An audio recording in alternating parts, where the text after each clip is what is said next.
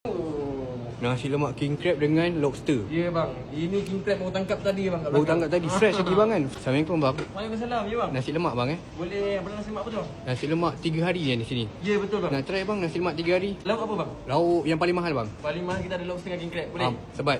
Mantap Lobster bang. dengan king crab. Hari ni pede. Mantap. Hari gaji bang. Itu yang datang sini bang.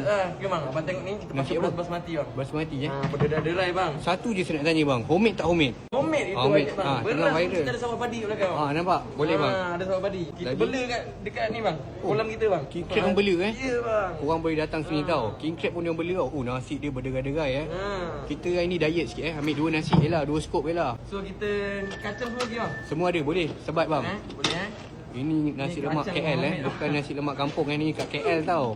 Kacang pun homemade Kau tengok Ikan dia punya bilis, dulang. bang. Boleh bang. Ikan bilis mata biru dekat Sabah. Biru bang. Oh ini panjang betul dulang dia bang Ini ramai boleh makan ni. Boleh bang. Dah ikan bilis, Satu keluarga, kacang, satu keluarga, 5 keluarga pun boleh ni. Timun sikit kan. Lepas tu apa lagi bang? Saya tak sabar nak tengok sambal bang. Oh ni sambal. Okey sambal bang, tengok bang. Saya nak request bang sambal atas nasi bang. Boleh. Saya suka style-style macam Abang makan pedas tak? saya makan pedas bang. Saya makan pedas bang. Mantap. Boleh bang tengok. Sambal dia pekat, tak cair sambal dia. Macam nenek saya buat bang kat kampung. Rindunya nenek saya apa dia buat kat kampung. Betul. Nak dekat ni bang. Betul bang. Padu mat sambal dia. Okey, nasi kita dah ambil guys. Lauk bang. So ini lauk special kita bang. Lauk Tadi special abang bang. akan apa? Saya King crab nak lobster betul? king crab dengan lobster bang. Takut saya tengok macam ni. Masya Allah besarnya Kita taruh ketam. kat sini satu. Ketam Alaska ke apa ni bang? Ini Chilean bang. Berat bang ketam. Berat bang. Ini Berapa dia kilo? punya kilo dia 1.6 kilo kira. Masya Allah berat. So ni lobster Berat ni, juga bang. duit saya ni kang nak keluar. Ni lobster.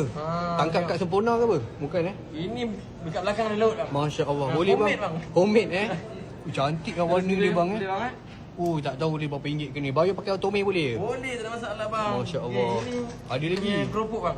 Sebat je bang. Banyak Macam ni tak jadi diet ni. Sos special kita bang. Dapat lagi buttermilk. King crab, lobster. Ada lagi sos Kita taruh kat sini boleh Boleh. Bayar ikat 9 tahun boleh ke bang? Ya? Bayar ikat 9 tahun. Boleh bang. Macam bayar Auto kereta. debit, bang.